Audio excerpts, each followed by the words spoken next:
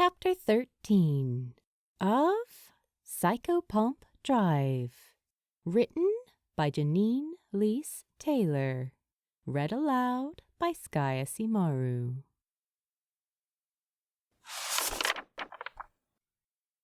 Chapter 13 Drowning in the Black. The pair of Amarini crossed the rooftops with ease, footsteps falling in tandem like a swell of rain washing over the shale. The night finally relinquished its hold to the day, bursts of bright yellow and pink coloring the city with a rosy hue like a blushing bride.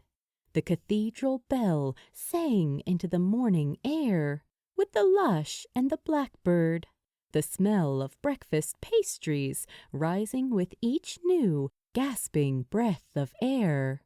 The customary twang of the clock resonated for 8 a.m. as they reached the center of the city, following the black and white buildings until they stopped under the cover of the white-painted cafe. Red, white, and brew was sequestered under the wooden sign for the cobbler's shop, its red front door warm and inviting, and left slightly ajar so that the smell of freshly brewed coffee would waft out into the street. Finley immediately felt at home when he took in its familiar paintwork.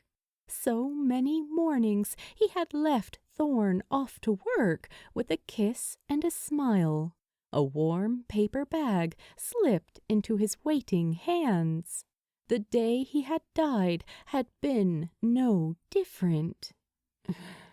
If I had known it was the last time I would eat one of her muffins, I would have savored it more, he thought regretfully. Through the front window, a warm golden glow was streaming outwards, bathing the cobblestones in light, though the fairy lights that hung along the outer edge were barely lit now. They still made the tiny cafe appear magical and enticing. Finley hesitated as he watched the people inside bustle from one side of the counter to the other, serving the morning rush with bright, smiling faces. Between the two young men was Thorne, exactly how he remembered her. She was dressed in a striped orange and white cotton shirt and light denim dungarees, her usual bubbly work attire, and there were yellow sticky notes pinned to her chest that held the orders she was currently focused on. Her hair was tied up in one round bun at the back of her head, but strands of her wavy hair had already begun to spring free and bounce against the rise and fall of her cheekbones. The silver-haired Amarini swallowed against the rising tide of emotion in his throat, feeling the spike of tears at the corner of his eyes. "She's still here," he thought. Still here, still alive, still as beautiful as ever. She floated from table to table like a hummingbird, small and perfect in her every action. He wanted to reach out to her, wanted to feel his fingers brushing the hair back from her face. He remembered her smell, the warmth of her skin, could lose himself in the feel of all that she was. He took a tentative step forward and felt a hand firmly grasp his shoulder. When he blinked, the spell was shattered, and he was back in the street, a light mizzling of rain beginning to fall on the filthy pavement. The cool wetness of the shower was slowly soaking into his hair, pressing it flat against his head. The hand on his shoulder gave a gentle, reassuring squeeze. "You can't," Reichardt asserted, his voice as quiet as a whisper.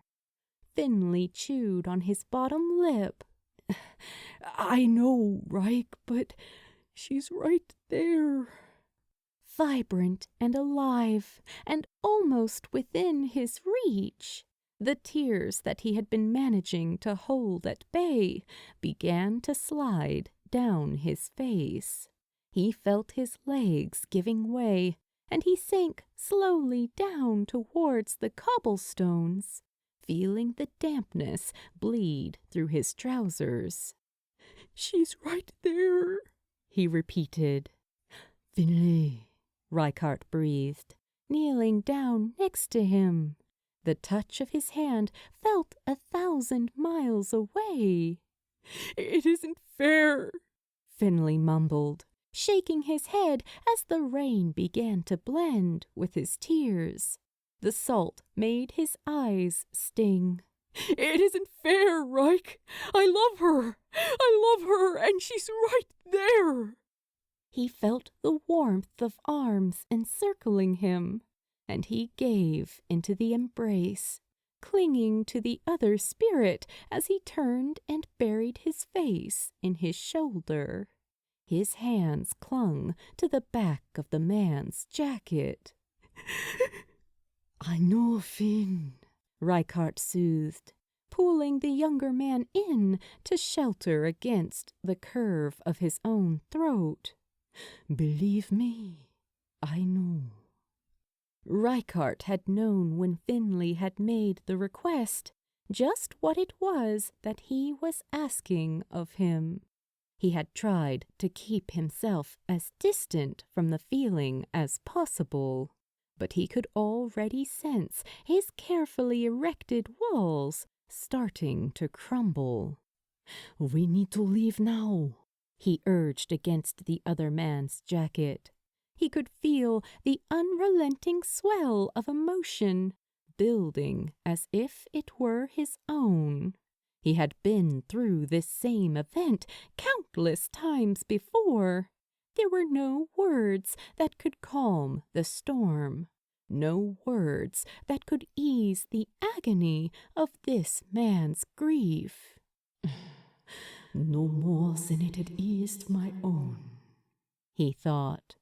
He ran his hands through Finley's damp hair and cradled his shaking body against him, leaning close to whisper, "The next patrol will be heading out soon." Finley loosened his grip and pulled back, his bright eyes red and puffy from his tears. He looked so much younger like this, more vulnerable than the person that he had come to know in the last few months.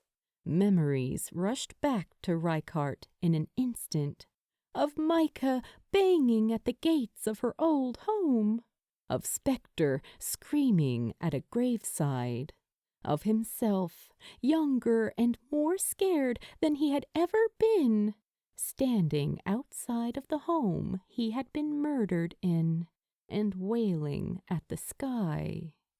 Though Reichardt knew Finley would never be all right again, he still asked him softly, "Are you okay?" Green eyes met his, and the smaller man swallowed, his Adam's apple bobbing slowly at the action. Can I just do one thing before we go?" he asked in a small voice. Cautiously, Reichardt examined his face. "You know the rules as well as I do, Finn. You know I can't let you speak to her." "I know," he answered, then added, "I won't speak, I promise." "All right," Reichardt relented, releasing his hold of the man to allow him to stand. "But be quick." Crossing the space that separated them from the coffee shop, the slender form of Finley Evans pushed the door open ever so slightly and reached inside, taking hold of one of the roses in the glass jar on the window-sill. He cleanly ripped the head from the flower, leaving just the empty stem in its place.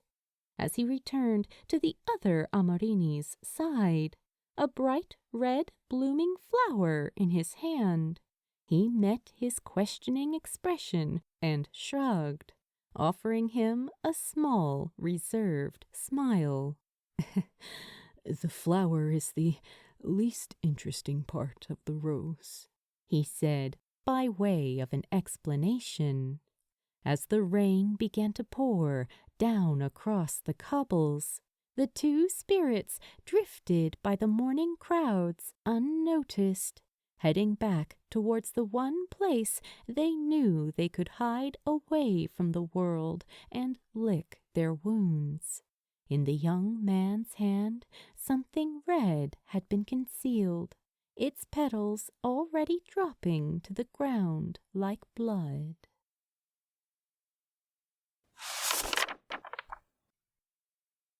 Evening arrived with a suddenness that was startling, and Finley groaned as he curled into a ball on the bed.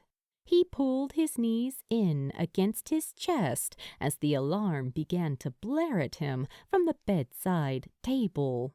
He reached out blindly for it, his fingers brushing against something that was pillowy and soft beneath his fingertips. Turning over on top of the mattress, the flash of crimson made him frown.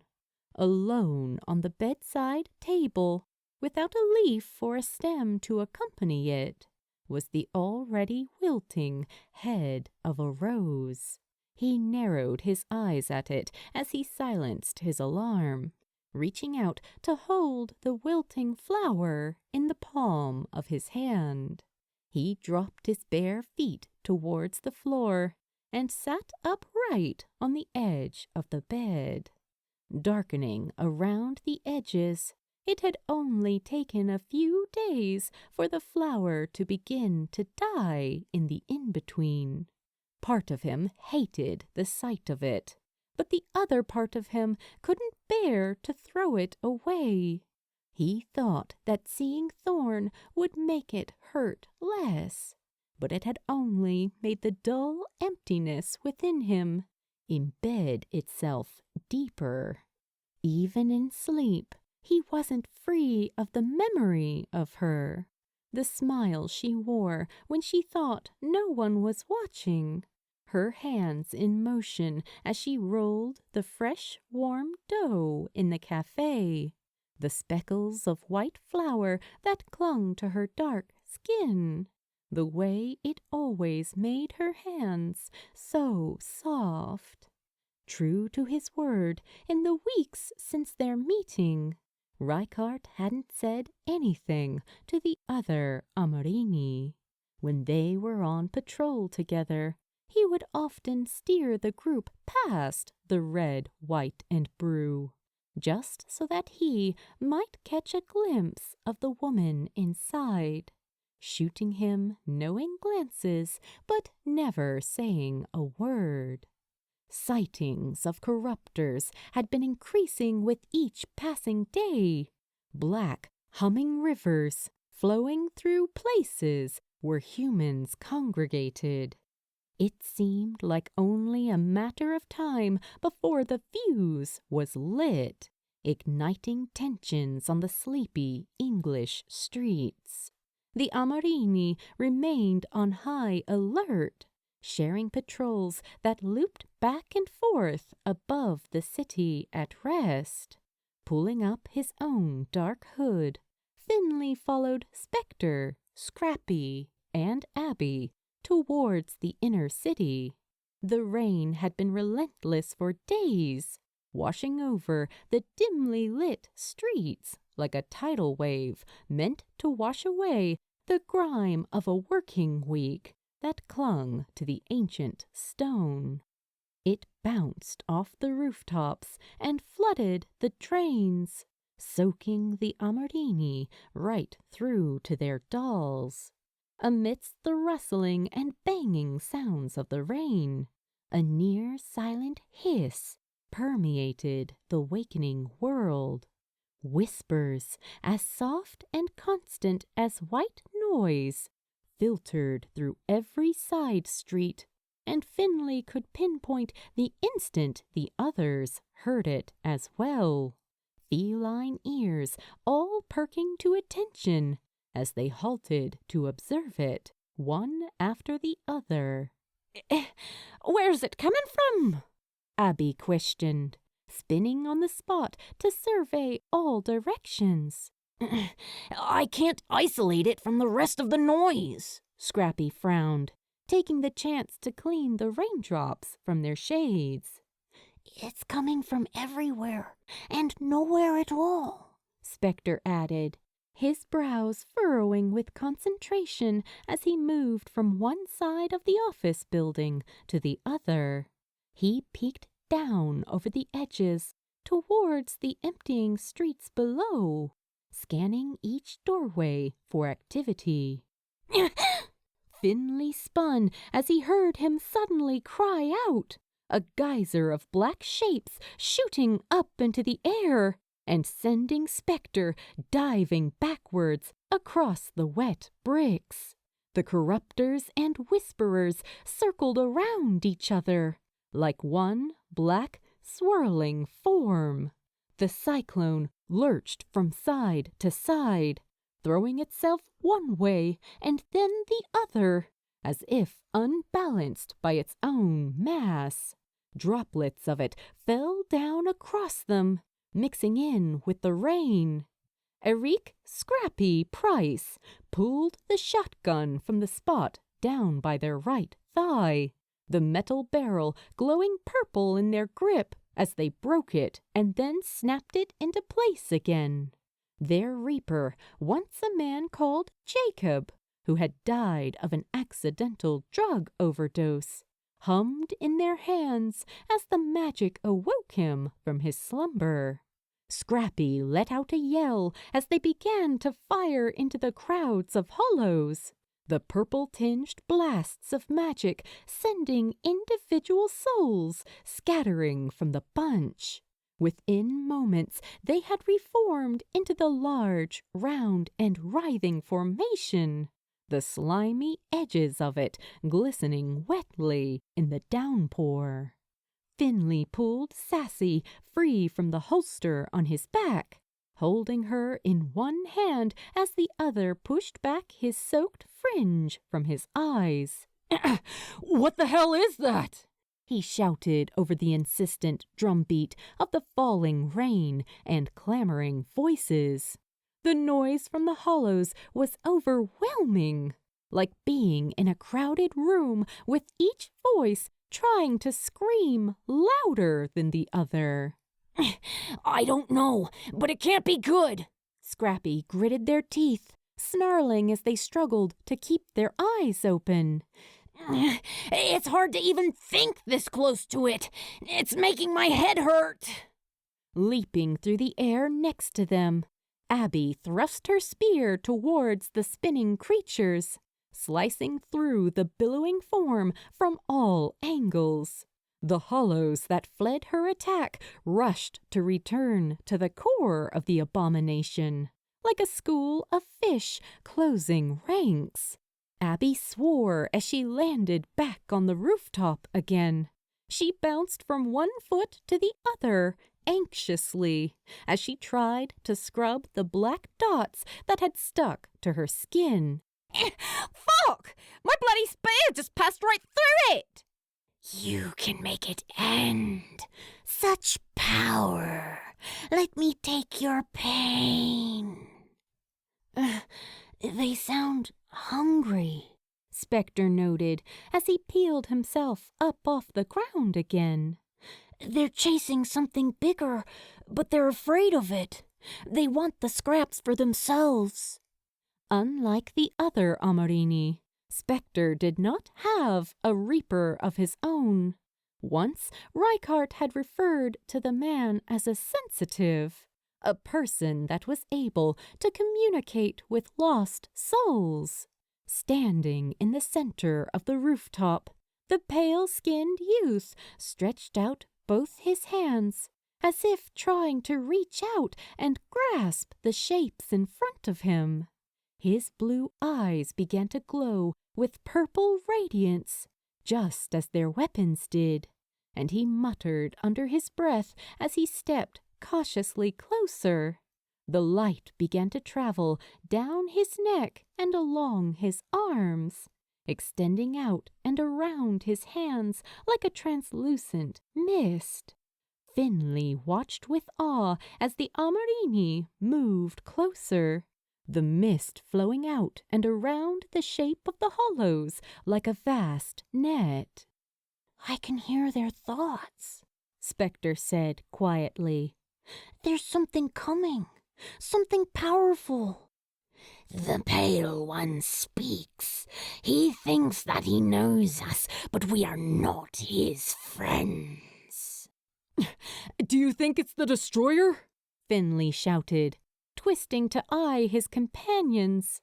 His tail darted from left to right at his side, the dark fur there drenched right through. "Whatever it is, it's nearby," Spectre continued, without breaking stride. "The creature they're chasing is on its way to this location. They can sense it." "Hungry, so hungry. We must feed." "If it's the destroyer, we have to go for backup," Scrappy interjected, fidgeting with their weapon anxiously as they began to back away. "Something like that. The four of us don't stand a chance against it. These streets are too narrow and it's wet.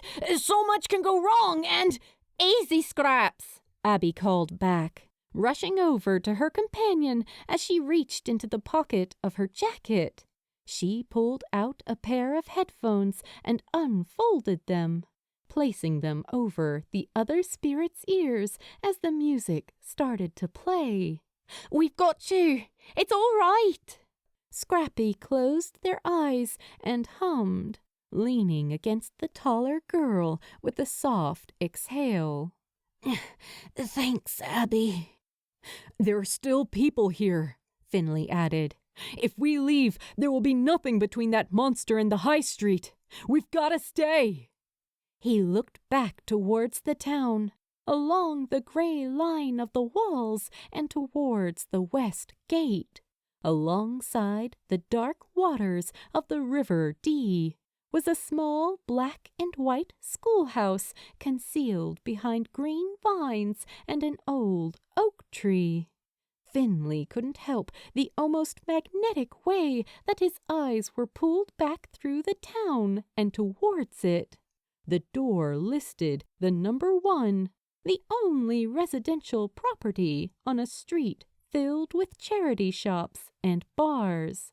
The sound of karaoke crossed the street to mingle with the chatter from the Tescos, the week winding to a close in the same way that it always did. He knew that Thorne would be there, sat at their small heater in the living room, with a cup of tepid tea and a novel. He had memorized the way the sun caressed her skin and hair, how she would leave out lactose-free milk for the feral cats that would visit their enclosed garden. Luckily, the love of his life had always been a cat person. What if we let it away from here? He suggested. "No!" the voices screamed. "There is blood to be had. We will bathe in it, taste it. We hunger for it." Abby raised her head. "Lead it away? To where?" Finley pointed back towards the city center. There's a building site back this way, around the old mall, he answered. We draw the Whisperers and the Corruptors there. The workmen are long gone for the weekend. The Destroyer is bound to follow this many souls if they're all in one place." "All right, I'm on board," Abby agreed. She reached forward to take a hold of Scrappy's shoulders. "Did you catch that?" The dark-skinned spirit nodded. "Lead the way." Spectre slowly retreated from the spinning silhouette of the hollows, his lighter-colored ears perking upwards as the glow of his eyes faded. He gave Finley a thumbs up. "If we go, they will follow." "This had better work," Scrappy hissed nervously as they pulled their gun in close to their chest. "It will," Abby replied, offering Finley a reassuring smile as they made their way to the edge of the building. "Finn's got this." Finley followed them as they leapt towards street level, sensing the shadow of the hollows as they lumbered close behind. The shrill voices of the Corruptors grew louder as they gave chase, like the act of following them had only increased their bloodlust. The Whisperers howled and slithered on the edges of the formation, slinking in and out of view like smoke over water.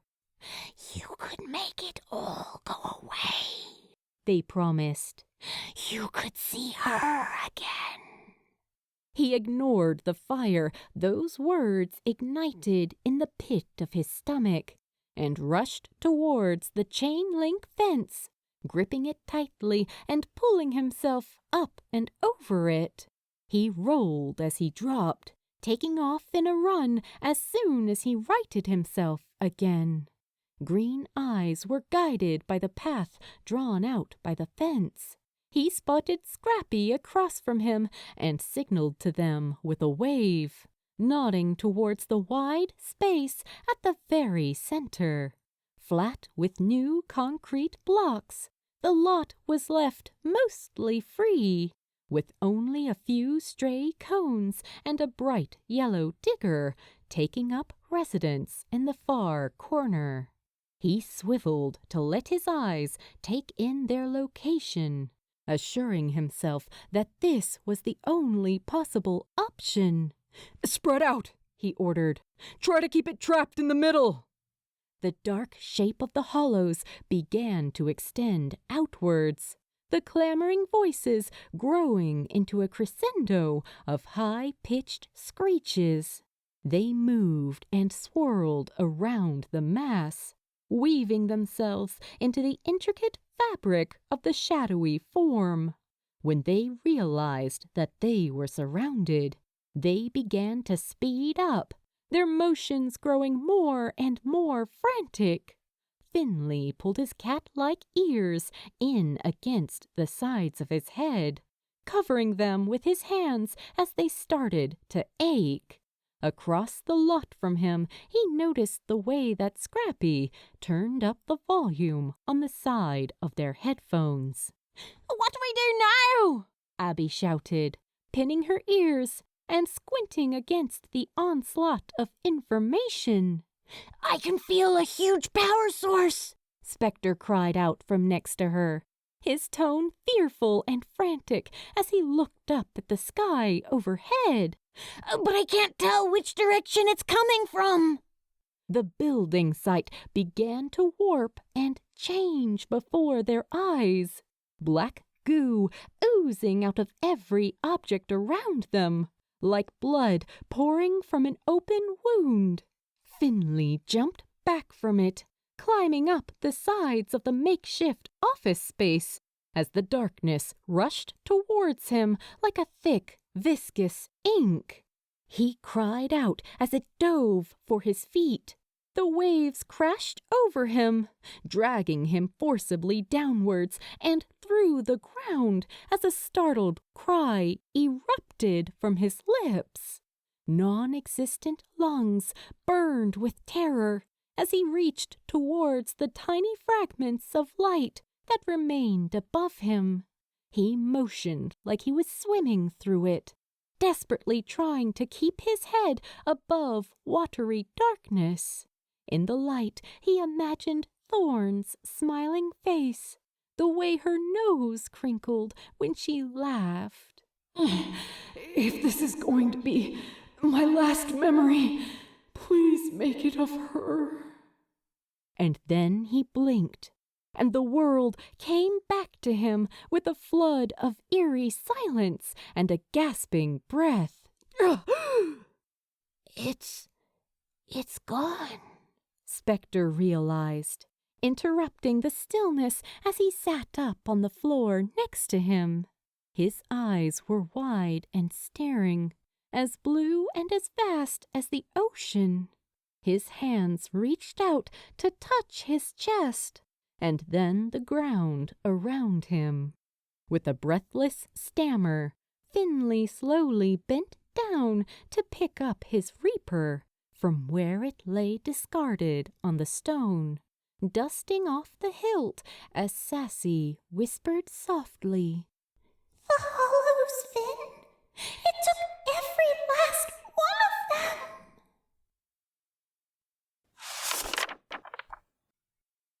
To be continued in Chapter 14.